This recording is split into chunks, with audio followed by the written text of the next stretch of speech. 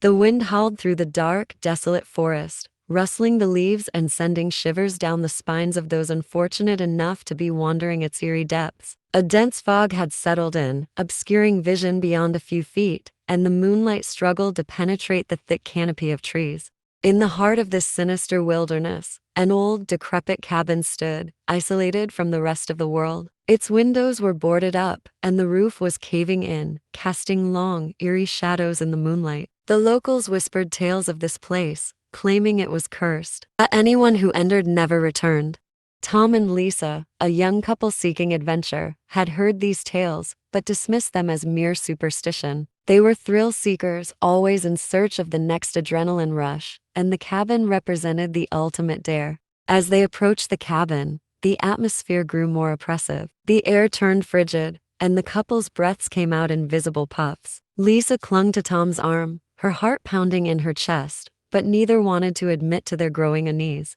Tom pushed open the creaking door, and they stepped into the cabin's dim interior. The room was shrouded in darkness, illuminated only by the eerie glow of a single, flickering candle. The floorboards groaned under their weight, and the air was thick with dust and the musty scent of decay.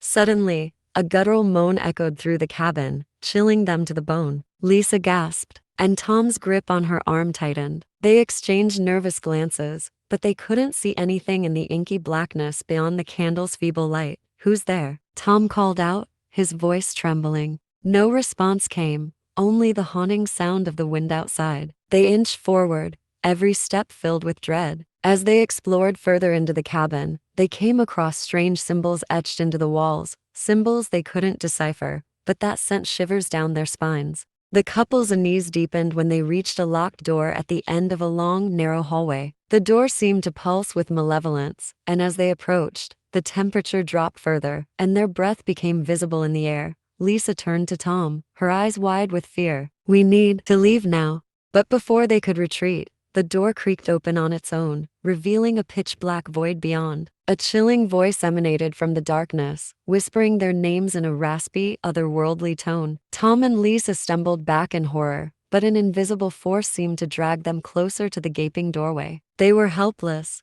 trapped in the grip of an unspeakable terror. As they were pulled into the abyss, the cabin seemed to come alive with malevolent energy. The symbols on the walls glowed ominously, and the wind outside howled louder, masking their cries of terror.